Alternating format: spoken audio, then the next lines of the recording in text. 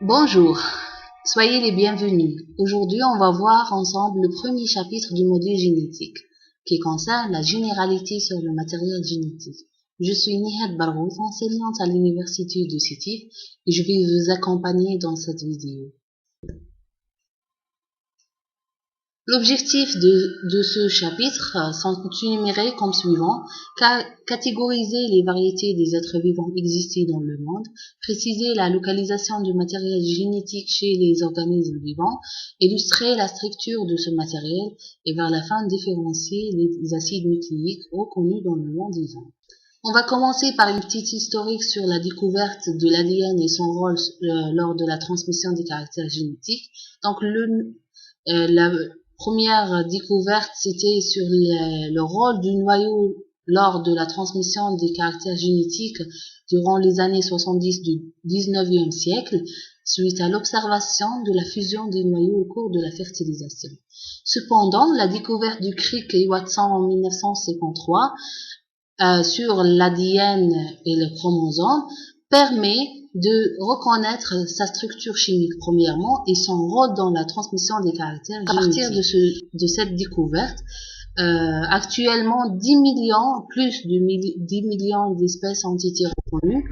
Chaque espèce est différente des autres et cette différence est due au contenu en information génétique de chaque espèce.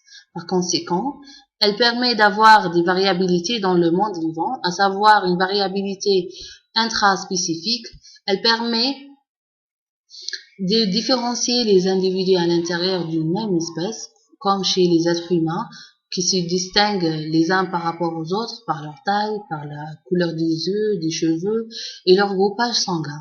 Le deuxième type de variabilité, il s'agit d'une variabilité interspécifique qui permet de distinguer les différentes espèces entre elles. On va voir maintenant la localisation du matériel génétique, qui est différente par rapport aux organismes. Donc, on a deux types d'organismes existés, les prokaryotes et les eucaryotes. Chez les eucaryotes animales, ou bien au niveau des cellules animales, l'ADN se trouve principalement au niveau de noyaux, sous forme de chromosomes. Et il existe aussi des fragments d'ADN indépendants d'ADN de noyaux qui se trouvent au niveau des mitochondries, qui sont des organismes cellulaires. Au niveau des cellules végétales, l'ADN se trouve aussi au niveau du noyau et elle se trouve aussi au niveau des mitochondries et en plus, elle se trouve au niveau des chloroplastes où se déroule la photosynthèse pour la synthèse du sucre. Alors, pour le deuxième type des organismes qui sont les prokaryotes, les cellules ou bien les bactéries précisément, comme les Escherichia coli, l'ADN est une molécule circulaire, formant un seul chromosome qui baigne dans le cytoplasme. Les bactéries peuvent aussi contenir des plasmides, qui sont des molécules d'ADN circulaires de petite taille, indépendantes du chromosome. Chez les virus, il existe certains ayant un ADN, alors que d'autres renferment un ARN, ce qu'on appelle un acide ribonucléique. Et on va voir par la suite certaines propriétés de ce matériel.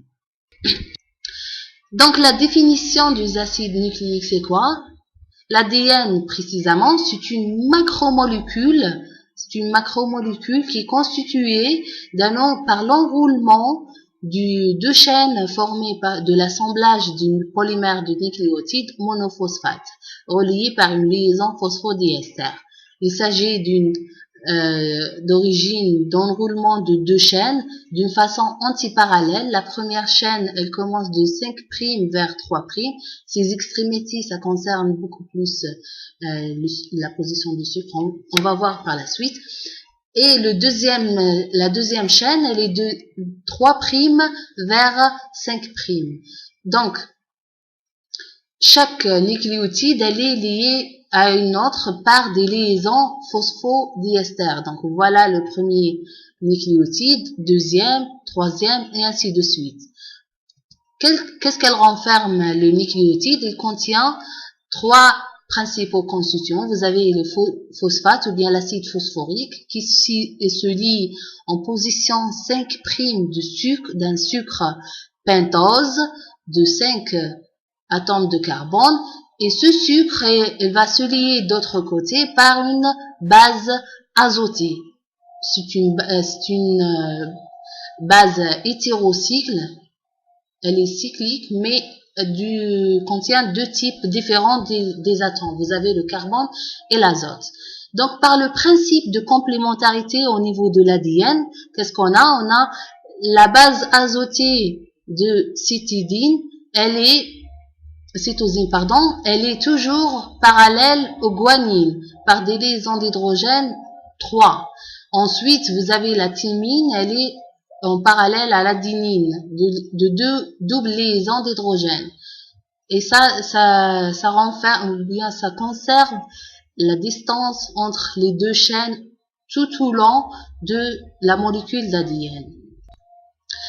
Maintenant, on va voir la composition des acides nucléiques. L'hydrolyse totale de l'ADN, elle nous a permis d'avoir des petites entités qui concernent l'acide phosphorique, le sucre désoxyribose et la base azotée. Donc, les bases azotées, ce sont les éléments qui se diffèrent tout au long de la molécule d'ADN, et c'est elle qui permet d'avoir le support de l'information génétique. Donc, qu'est-ce qu'on a au niveau de l'ADN? On a l'ADN contient 4 types des bases azotées, alors que l'ARN contient aussi 4 types, mais à l'exception de l'uracile qui est à la place de la thymine. Et l'ADN, bien évidemment, il contient l'adénine, la guanine, la thymine et la cytosine. La classification des bases azotées, elle est de cette façon. Donc, vous avez deux principaux classes. Les bases azotées purines qui contiennent 2 hétérocycles, elles renferment l'adénine et la guanine. Et le deuxième type, c'est la base azotée pyrimidine qui contient un seul hétérocycle et elle renferme les cytosines, l'uracile, la thymine. Comme je viens de vous dire que l'adénine, la guanine, cytosine, la thymine, ça existe au niveau de l'ADN, alors que l'uracile, elle va substituer la thymine au niveau de l'ARN. Concernant le sucre, qui est impliqué dans la structure des acides nucléiques, nous avons un aldopentose qui s'appelle le ribose. Elle est de cette structure, donc elle contient 5 atomes de carbone. Lorsqu'elle est de structure ribose, elle se trouve au niveau de l'ARN, et c'est dû à l'appellation acide ribonucléique, donc elle contient le ribose comme sucre, alors que au niveau de l'ADN, il contient le 2-désoxyribose. Ça veut dire quoi? Ça veut dire que le carbone en position 2, elle est désoxée. Ça veut dire qu'elle est dépourvue d'un atome d'oxygène. C'est pour ça l'appellation de l'ADN, elle est acide désoxyribonucléique. Maintenant, l'hydrolyse partielle de l'ADN, ça va donner 2 principaux constituants. Vous avez les nucléotides et les nucléosides. Et quelle est la différence entre ces 2 composants? C'est que les nucléosides contiennent une base azotée plus le sucre ribose ou bien le sucre désoxyribose pour l'ADN. Alors que la nucléotide, qu'est-ce qu'elle contient? Elle contient une nucléoside phosphorylée, si vous voulez. Donc, elle renferme l'acide phosphorique qui est lié par une liaison phosphodiester avec le sucre ribose. Et ce sucre, elle va se lier par une liaison N-osidique ou bien bêta-glycosidique avec une base azotée. Donc, ce qu'il faut à retenir, c'est que nucléoside, il s'agit d'une base azotée plus un sucre, alors qu'une nucléotide contient une base plus sucre, il s'agit de ribose ou bien de désoxyribose, et vous avez de l'acide phosphorique. Et ces constituants sont issus à l'hydrolyse partielle de l'ADN. Voilà tout ce qu'on a pour aujourd'hui. Ma vidéo est terminée. Je vous remercie pour votre attention.